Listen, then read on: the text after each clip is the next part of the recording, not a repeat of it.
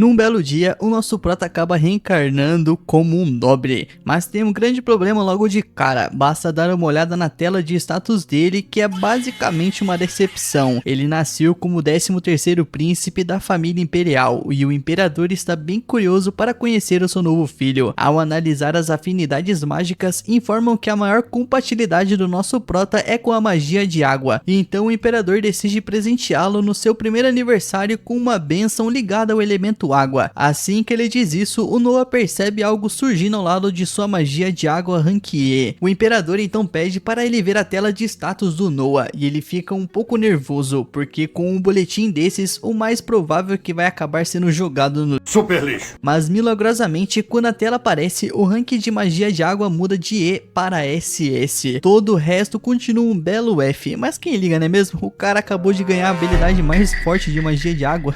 Isso é a prova clara de que o nosso prota vai se tornar um gênio da magia aquática no futuro, e por causa disso o imperador passa a simpatizar com o Noah. O motivo da magia de água estar no rank SS é justamente a bênção que ele recebeu do pai ao nascer, porém na tela de status pessoal do nosso prota isso ainda aparece como E mais S. Já os outros aumentos de atributos vieram das criadas. Ele ainda não entende muito bem o porquê, mas parece que quanto mais servos ele tem, mais forte fica.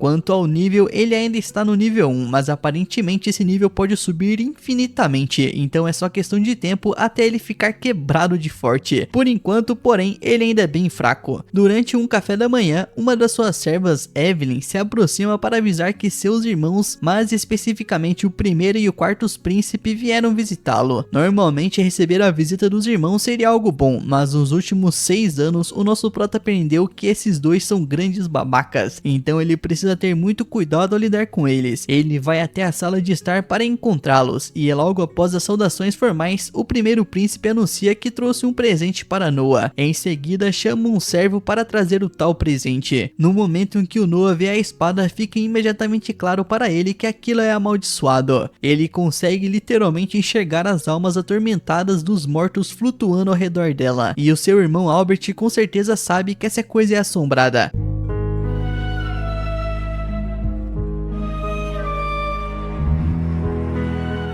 Mas mesmo assim ele finge que é só um presente normal. Não existe a menor chance do nosso prota recusar um presente vindo do primeiro príncipe herdeiro. Então, mesmo sabendo que isso provavelmente vai dar muito errado, ele é obrigado a aceitar. Ele então segura o cabo da espada e a levanta, enquanto Albert explica com a maior naturalidade do mundo que aquela é uma espada de magia de água, e que mais de 120 cavaleiros já morreram tentando usá-la. Nisso o Noah se assusta, e imediatamente afrouxa a mão, mas o quarto príncipe diz que não há motivo para preocupação, porque até agora todo mundo que não era digno da espada morreu no exato momento em que encostou nela, então se a maldição fosse afetá-lo, ele já estaria morto. O motivo de Noah ser imune à maldição provavelmente é o seu atributo de magia de rank água SS. De certa forma é reconfortante saber que ele não corre risco de morrer por causa dessa espada. Ainda assim o nosso prota claramente fica muito irritado por Albert ter colocado a vida dele em risco só por um experimento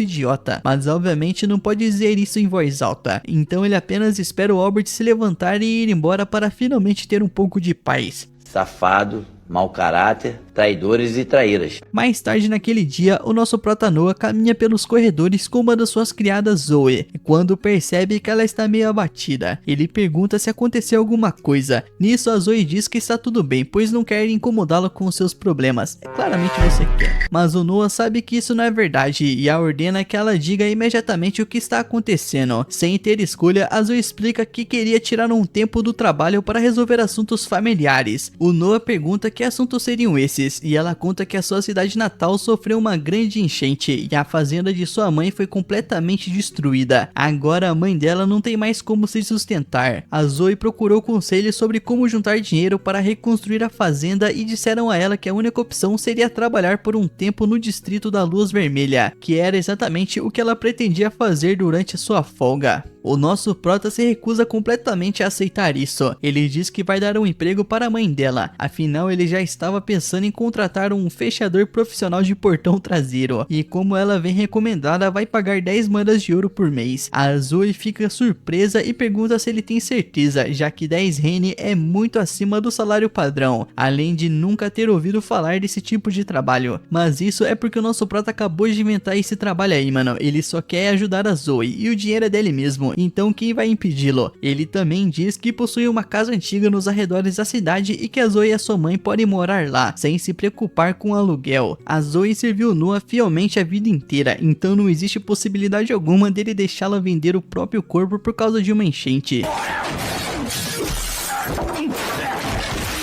Falando nisso, a enchente ainda traz outra preocupação. O Noah chama seu mordomo Dylan e ordena que ele faça os arranjos para comprar o máximo possível das terras danificadas pela enchente. O Dylan e Zoan ficam chocados com isso, mas o Noah explica que certamente aparecerão golpistas tentando enganar as pessoas inocentes que acabaram de perder tudo. Ele então quer garantir essas terras antes que isso aconteça. O Dylan fica completamente sem palavras, sem acreditar que um garoto de 6 anos conseguiu prever as consequências com tanta antecedência. O Noah já passou por situações assim em sua vida passada, mas obviamente não pode contar isso, então apenas muda de assunto. O Dylan concorda em ajudar na aquisição das terras, mas pergunta de onde virá o dinheiro, já que pelas estimativas dele, isso custaria cerca de 700 mil rené. A Zoe fica em choque ao ouvir esse valor, e o Noah não a culpa, afinal é praticamente uma fortuna. Um adulto médio na capital ganha apenas 120 rené por ano, o suficiente para sustentar uma família, manter uma casa e comer bem. A família de Noah é mais rica que a média, mas mesmo assim ele só tem cerca de 500 mil rené disponíveis, então precisa encontrar mais 200 mil rapidamente. Sem muitas opções, ele decide vender o feudo que possui. O Dylan diz que isso é impossível, pois aquela terra foi um presente do imperador e vendê-la sem permissão seria um crime contra a família imperial. O Noah sabe disso e decide fazer mesmo assim, pois não tem outra escolha e está disposto a aceitar qualquer punição que seu pai imponha. No dia seguinte, enquanto o nosso prota e seus servos se preparam para partir rumo às terras alagadas, ele recebe uma visita inesperada do quarto príncipe Henry. Albert pode até ser um idiota, mas o Henry é realmente gente boa depois que você o conhece, e ele está genuinamente preocupado com o nosso prota. Ele veio avisar que a espada que o Albert deu a ele possui vontade própria. Mesmo sendo imune à maldição, o Noah ainda precisa conquistar o reconhecimento da espada para usá-la com segurança. O Noah leva esse aviso a sério e pouco depois parte rumo à vila de Dawn. Ao chegar, ele percebe que chamar aquilo de danos da enchente é pouco, porque parece que o Kratos e o Poseidon saíram no soco naquele lugar. Pelo estado da vila, o Noah percebe que a maioria dos moradores deve ter perdido seus documentos da enchente, então ele manda o Dylan ir ao escritório do governo e conseguir todas as cópias possíveis para facilitar as compras. Enquanto isso, o Noah decide ir pessoalmente ver como as pessoas estão depois do desastre. Todas as plantações foram destruídas, o que significa que não haverá colheita naquele ano. Sem colheita, os moradores simplesmente não vão sobreviver. De repente, o Noah ouve um sino tocar e percebe que todos estão se reunindo no que antes era a praça central. A Zoe acredita que seja a distribuição de comida, já que o Império fornece ajuda emergencial em casos de desastres naturais. O Noah acha bom ver que o sistema de ajuda está funcionando e vai se juntar aos moradores para a refeição, mas no momento em que prova a comida, ele se arrepende imediatamente. Ele já comeu muita comida menos deprimente do que aquela desculpa triste de caldo, e tem quase certeza de que esses vegetais estavam estragados. Um dos moradores ouve o Noah reclamando e, sem saber que ele é um príncipe, assume que ele é só mais uma vítima da enchente. Ele explica que a comida é sempre assim e que mesmo reclamando nada muda, porque quem prepara comida não liga para coisas bobas como saúde ou intoxicação alimentar. Nesse momento, o Noah ouve um anúncio alto falando sobre uma inspeção. Ele pergunta a Zoe do que se trata e ela explica que o oficial local, Lord Geralt, está ali para verificar a qualidade da comida. Geralt se aproxima do caldeirão da sopa misteriosa, acha aquilo horrível, mas como não é ele quem vai comer, ele não se importa. Ele manda o cozinheiro preparar uma refeição de verdade para ele na mansão, e o cozinheiro aceita feliz, já que os dois têm um acordo. O Noah, porém, não deixa essa atitude nojenta passar impune. Ele confronta Geralt e pergunta se ele tá de ladainha, mano. Se ele tá entregando uma comida tão horrível porque ele tá embolsando o resto do orçamento. Ô tio, essa comida aí tá uma merda, hein? E quem disse que isso é problema meu? O Garon acha que o nosso prota é apenas mais um camponês sem poder e admite abertamente que está desviando dinheiro porque acredita que o Noah não pode fazer nada a respeito. Ouvir o Garon se gabar de roubar pessoas famintas faz o sangue do nosso prota ferver, a ponto da espada amaldiçoada começar a reagir. Irritado com a falta de respeito daquele garoto, o Garon puxa sua espada e se prepara para matá-lo, mas antes mesmo que consiga, a espada Leviatã voa para fora de sua bainha e para o lado de Noah. A força de vontade e o senso de justiça do Noah foram suficientes para que a espada o reconhecesse como um portador digno. Agora capaz de usar o seu poder, o nosso prota decapita Garon sem esforço algum, pelo crime de desviar fundos e ameaçar um príncipe imperial. Pouco tempo depois, o Lord Rohan, superior de Garon, aparece e os guardas tentam convencê-lo a prender o Noah pelo assassinato, mas assim que Rohan vê Noah, ele reconhece imediatamente o 13º príncipe e se ajoelha em respeito. O Noah diz que eles precisam ter uma longa conversa sobre o que aconteceu ali, o que basicamente significa que Rohan está encrencado por ter permitido tudo aquilo por tanto tempo. Ele afirma que já puniu Garon, mas que os cúmplices ainda estão por lá e espera que Rohan lide com eles de forma adequada. Enquanto isso, ele ordena que uma refeição decente seja preparada ao povo. Mais tarde, depois que Noah concluir a compra da vila, o Albert recebeu um relatório sobre tudo o que aconteceu e fica surpreso ao saber que o irmão conseguiu usar a espada sem sofrer consequências. Mesmo assim, ele ainda tem outros planos para Noah no futuro. Enquanto isso, o nosso prota é chamado para uma reunião com o seu pai para se explicar. Ele espera ser repreendido por vender as suas terras para comprar uma vila destruída pela enchente, mas para sua surpresa, o imperador agradece. Se o Noah não tivesse feito o que fez, os danos ao povo teriam sido muito maiores. O imperador percebe claramente que o Noah é um jovem extremamente capaz e pede que ele continue servindo o império com tudo que tem, e o nosso prota aceita feliz. Logo em seguida, ficamos sabendo que a capital de Males é a cidade onde se concentra todo o poder político do país, além de ser também o maior centro cultural e econômico da região. Com o passar do tempo, essa ideia se espalhou entre a população, fazendo com que o lugar fosse visto como a cidade mais grandiosa daquele mundo. A cena então muda para o nosso prota, que acaba de chegar à capital e fica visivelmente impressionado com tudo ao seu redor. Ele comenta que os eunucos haviam mencionado a presença de uma cantora se apresentando por ali, e movido pela curiosidade, ele decide ir conferir pessoalmente. Ao se aproximar do local onde a garota está cantando, o nosso prota se surpreende com a beleza da voz que ecoa pelo ambiente, e observando melhor, ele se lembra de que o nome dela é Alice. A técnica que ela usa ainda é simples, típica de alguém iniciante, mas fica claro que ela leva uma carreira de cantora muito a sério. De repente, um homem começa a gritar com ela, questionando por que insiste em cantar aquelas bobagens. Logo depois, ainda mais irritado, ele afirma que ganhando tão pouco, ela jamais conseguiria pagar a dívida deixada por seu pai. Nesse momento, o nosso prota intervém e pede que ele não faça nada cruel com ela diante de tantas pessoas. A cantora tenta pedir a ele que não se envolva, mas o nosso prota se levanta e caminha em direção ao palco, farmando aura. O homem debocha e manda o nosso prota cair no colo da mãe. Em resposta, o Noah lembra que, de acordo com a lei do país, uma criança não é obrigada a assumir dívidas herdadas dos pais. Forçar essa dívida sobre a garota e pressioná-la a vender o próprio corpo é considerado um crime grave na capital. Irritado, o homem segura o Noah pelo colarinho, mas o nosso prota reage imediatamente, desferindo vários golpes contra ele e seus comparsas. Depois de derrubá-los, o Noah pergunta se ele ainda quer continuar. Antes de ir embora, o homem ameaça dizendo que vai se vingar, e o nosso prota responde que se ele voltar é melhor procurá-lo diretamente. O Noah então se volta para Alice, elogia sua habilidade como cantora e pergunta quanto ela precisa para cobrir as suas despesas.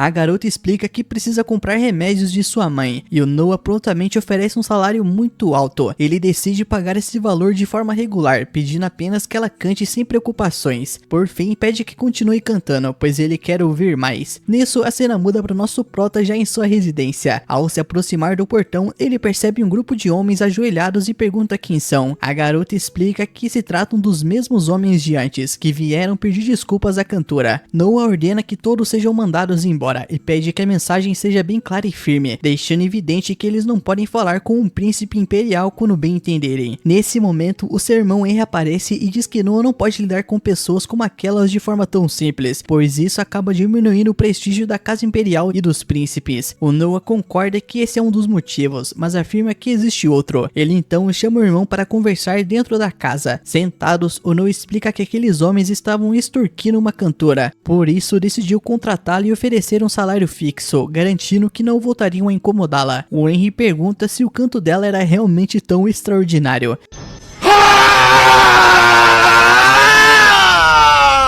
O Henry se surpreende ao perceber que seu irmão mais novo tem uma mentalidade tão avançada. O Henry então demonstra interesse pela espada mágica, já que parece que o Noah realmente conseguiu dominá-la por completo. O Noah responde que isso acontece porque a espada tem vontade própria. Ao mostrar a espada, o Henry fica chocado e pergunta onde ela estava escondida, e o Noah responde que ela estava dentro de sua manga. O Henry então fica completamente chocado, pois jamais imaginou que algo assim fosse possível, e o nosso prota explica que foi a própria espada que o ensinou. O Henry considera aquilo inacreditável, um tesouro nacional que ficou isolado por 200 anos e não possui registros semelhantes no passado. Logo mais tarde, o Noah novamente vai para a cidade, agora convidado para um jantar, onde ele acredita que será algo divertido. Ao entrar, todos começam a aplaudi-lo, impressionados tanto com a sua aparência quanto com a sua educação. Um dos homens nota a espada e pergunta o que ela é. Ué, uma espada. O Noah responde que ela se chama Leviatã, uma espada que ele herdou. Todos ficam chocados ao saber que alguém tão jovem conseguiu dominar essa espada. Um dos homens comenta que aquilo só pode ser uma falsificação, e nesse instante a espada reage, claramente irritada, e libera uma fumaça densa e faz várias pessoas desmaiarem no salão. Naquele momento, todos sentem uma forte sensação de morte no ar. Esse é o verdadeiro poder de um tesouro nacional. A cena então muda para o garoto sendo cumprimentado por diversas pessoas, e de repente um homem se aproxima para conversar com Noah. Ele percebe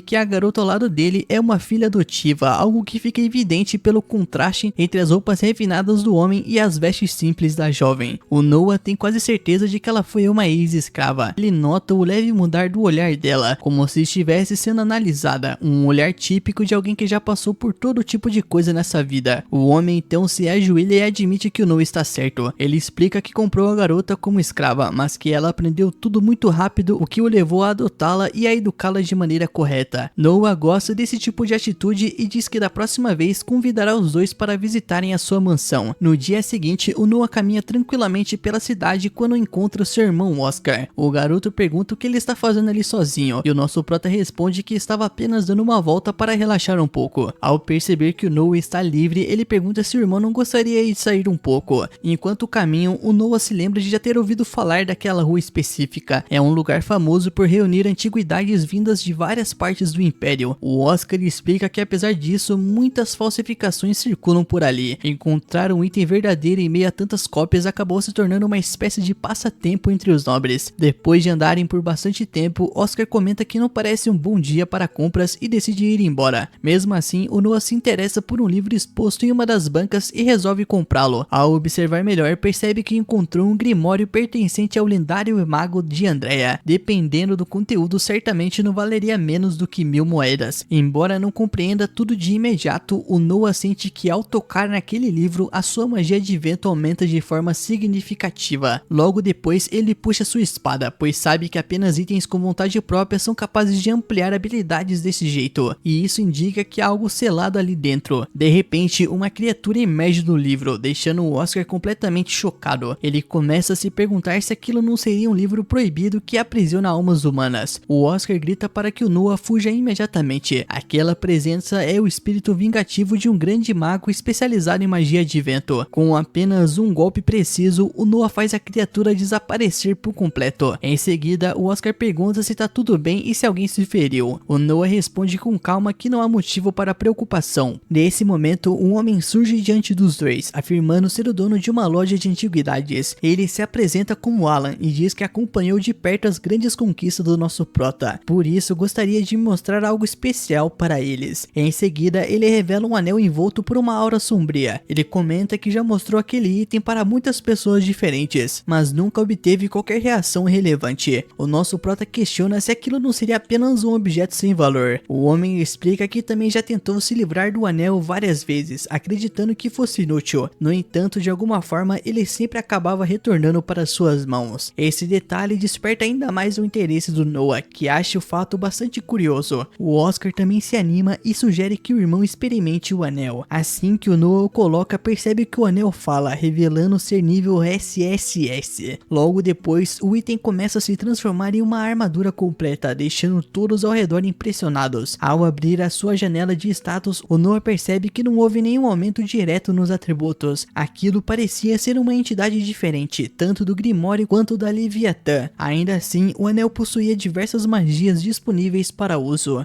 Noah comenta que enviará recompensas ao homem mais tarde, mas o Oscar interrompe, dizendo que quer pagar pelo item, pois considera o anel um presente para o irmão. Mais tarde, o nosso prota está observando a garota cantar novamente. Ao olhar ao redor, ele percebe várias pessoas começando a brigar por causa dela. Sem hesitar, o nosso prota cria um escudo para impedir a confusão, e logo em seguida usa um golpe de choque para conter os dois envolvidos. Ele então pergunta ao homem responsável pelo local por que tantas brigas acontecem ali. O homem explica que esse tipo de gente acaba sustentando o bar. Diante disso, o nosso prota decide comprar todo o estabelecimento, deixando o homem extremamente agradecido. A garota então pergunta se realmente vale a pena investir tanto dinheiro por causa dela, e diz que gostaria de retribuir de alguma forma. O Noah responde que só deseja que ela continue cantando com a voz que possui, dizendo que quer que o próprio imperador a ouça cantar algum dia. Até que esse momento chegue, ele deseja que ela continue se apresentando ali, e emocionada, a garota começa a chorar, mas logo retorna ao canto. E esse, mano, foi o resumo do segundo episódio desse anime aí, cara. Muito massa, tá? Muito legalzinho. Nota 7 de 10. Tamo junto. Se você chegou até aqui, por favor, deixa seu like e comenta a palavra aí, cantora, pra eu saber que você é brabo e ganha um coração aí nos comentários. Tamo junto, meu mano, e nos vemos no próximo episódio.